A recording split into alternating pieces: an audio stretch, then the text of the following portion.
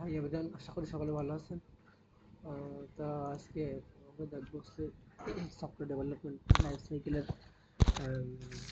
একটা model, agile model. তো সেটা নিয়ে আলোচনা করব। তো agile model software development life সাইকেলের দ্বিতীয় নম্বর মডেল বললে চলে, কারণ প্রথমটা হচ্ছে ওয়াটারফল মডেল বা ফান্ডামেন্টাল, মানে সিম্পল একটা মডেল। তাকে আপডেট করা হয়েছে হচ্ছে এজাইল মডেল। তো এই এজাইল মডেলের প্রথম স্টেপটা হচ্ছে রিকোয়ারমেন্ট গ্যাদারিং। দ্বিতীয় নম্বরটা হচ্ছে ডিজাইন অ্যান্ড রিকোয়ারমেন্টস। তো এখানে প্রথম নম্বর যেটা রিকোয়ারমেন্ট গ্যাদারিং, এখানে প্ল্যানিংটাও বলা যেতে পারে চলে, কীরকম প্ল্যানিং করলে হবে।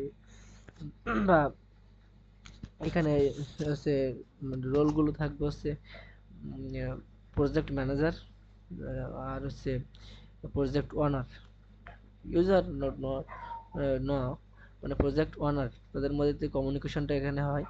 তারপরে এখানে ডিজাইন রিকোয়ারমেন্ট এখানে ইউআই ইউএক্স ডিজাইনার থাকে, এটা সিস্টেম আর্কিটেক্ট থাকে। আর কনস্ট্রাকশন, তারপরে হচ্ছে কনস্ট্রাকশন ইটারেশন, মানে এটা হচ্ছে ডেভেলপমেন্ট প্রসেস। তারপরে হচ্ছে টেস্টিং বা কোয়ালিটি অ্যাসুরেন্স। তারপর হচ্ছে ডিপ্লয়মেন্ট, তারপর হচ্ছে ফিডব্যাক। এই যে আগের আগে যে ওয়াটারফল মডেলটা ছিল সেখানে কিন্তু এই ফিডব্যাক প্রসেসটা ছিল না। এই কারণে এইটা আসার পরে এইটা চেঞ্জ হয়েছে, আপডেট হয়েছে ওয়াটারফল মডেলের। তো এখানে কিছু সুবিধা অসুবিধা রয়েছে। সুবিধা কি? সুবিধা হলো সবগুলো প্রজেক্টকে ছোট ছোট ভাগ করে অংশ করে। আর আরও আছে, সেটা হচ্ছে ইটারেটিভ, মানে সেই ডেভেলপমেন্ট মানে স্মল সাইকেল। আর এখানে কাস্টমাররা ইনভলভ করতে পারে, কাস্টমারদের কথা বলার সুযোগ থাকে। যখন যেটা পরিবর্তন সেটা তাদের সাথে সাথে পরিবর্তন করা যায়। ফ্লেক্সিবিলিটি। তারপর হচ্ছে এখানে হচ্ছে মূলত faster delivery of working software, আর হচ্ছে ইমপ্রুভ কাস্টমার স্যাটিসফ্যাকশন, আর হচ্ছে আর্লি ডিটেকশন অফ ইস্যু, কোনো ইস্যু থাকলে দ্রুত ডিটেকশন করতে পারে। আর আর হচ্ছে এখানে কন্টিনিউয়াস ডেলিভারি প্রসেস রয়েছে।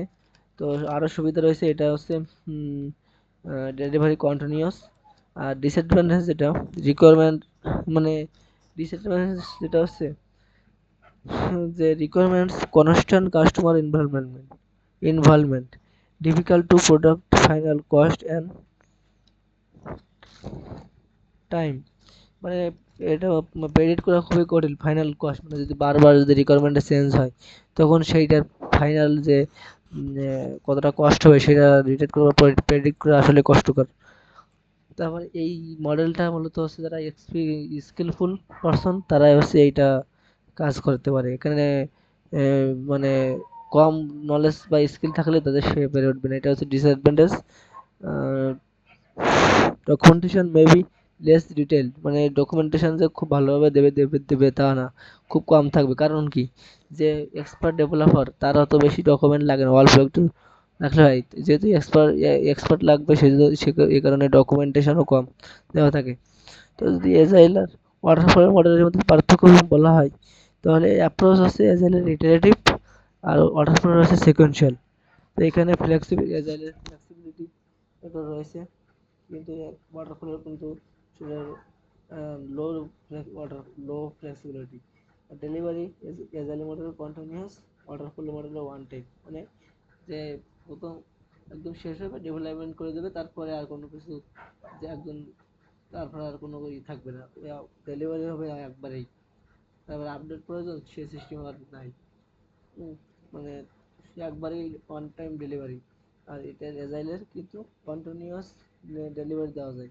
তো এইটুকু হয়েছে, কাস্টমারকে দেখানো যায় যে সে স্যাটিসফ্যাকশন আছে কিনা, কোনো জায়গায় কোনো আপডেট নেওয়া যাবে কিনা, এটা দেখানোর সুযোগ থাকে। কিন্তু অর্ডার করলে কোনো দেখার সুযোগ থাকে না, একবার ডিপ্লয়মেন্ট হয়ে গেলে সেখানে ক্লোজ।